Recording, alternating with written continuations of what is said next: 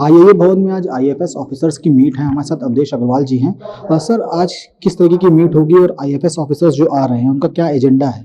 हाँ, ये government of India का इनिशिएटिव होता है, जिसके के तहत जो 2021 बैच के जो आईएफएस ऑफिसर्स जो रिक्रूट हुए हैं, उनको किसी भी एम्बेसी में या किसी भी पोस्टिंग के पहले उनका डिफरेंट स्टेट्स में उनका भ्रमण कराया जाता है। और जब वो उस स्टेट में जाते हैं तो उनका बहुत टाइट शेड्यूल रहता है। वहाँ पर उस स्टेट में चीफ मिनिस्टर से लेके सारे मंत्रियों से लेके टूरिज्म से लेके भारत के कल्चर के बारे में, उस स्टेट के कल्चर के बारे में, वहाँ के सोशल एक्टिविटीज़ के बारे में, वहाँ इंडस्ट्रीज़ के बारे में वो लोग मीट करते हैं, उसकी जानकारियाँ लेते हैं।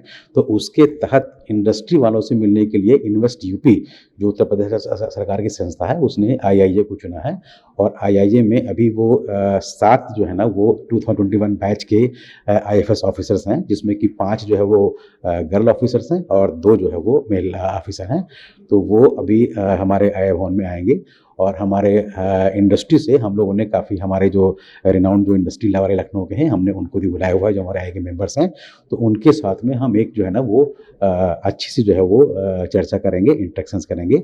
और यूपी में इंडस्ट्रीज की के विस्तार की क्या संभावना है, यूपी में इंडस्ट्री का कैसा माहौल है, उसके बारे में थोड़ा सा उनको ब्रीफ करेंगे। और उनकी जो भी जिज्ञासाएं होंगी, उनके जो क्वेश्चंस होंगे, उनको हम लोग उनको जवाब देंगे उसके बारे में। सर, इस तरीके की मीट से इंडस्ट्री को क्या फायदा पहुंचेगा? इंडस्ट्री को फ़ायदा तो ज़्यादा ये नहीं कह सकते हैं, सिवाय इसके कि हम अपनी बात भारत सरकार तक भी पहुंचाते हैं उनके थ्रू।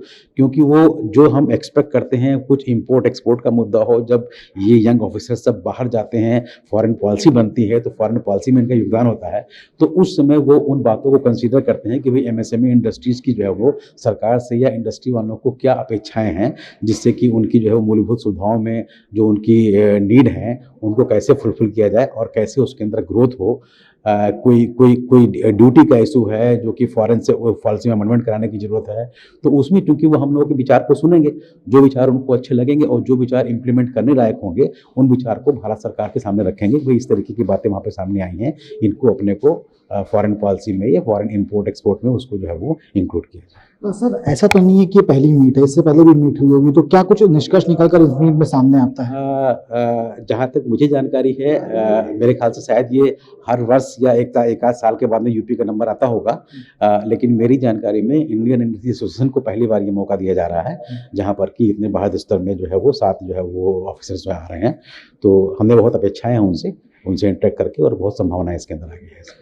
सर, अभी आपने बताया कि आईआईए को पहली बार मौका मिला है, यानी इस तरीके की मीट की कहीं ना कहीं जो आईआईए से जुड़े उद्यमी हैं उनको भी फायदा पहुंचेगा। क्या लगता है सर, किस तरीके का फायदा जो है वो आने वाले भविष्य में इस तरीके की मीट से? जैसे मैंने आपको बताया कि जब भी आप कभी फॉरेन पॉलिसी बनाते हैं और उसमें इंडस्ट्रीज़ को क्या सुविधाएं देने की ज़रूरत है, कहाँ पर कस्टम ड्यूटी कट के बढ़ाने की ज़रूरत है, उन सब बातों को जब वहाँ पे चर्चा चलती है, तो उसके अंदर इस तरीके की मीटिंग में जो यंग ऑफिसर्स आते हैं, ये अपनी बात वहाँ पर रखेंगे कि हम फला स्टेट में गए थे, वहाँ पे उस स्टेट में इंडस्ट्री को ग्रोथ करने के लिए ये प्रबल संभावनाएं हैं, लेकिन उसके साथ साथ में वहाँ पे ये कुछ दिक्कतें हैं, तो इसका निवारण भी जो है वो किए जाने की आवश्यकता है। तो उस पर जरूर उनका योगदान जो है वो मिलेगा।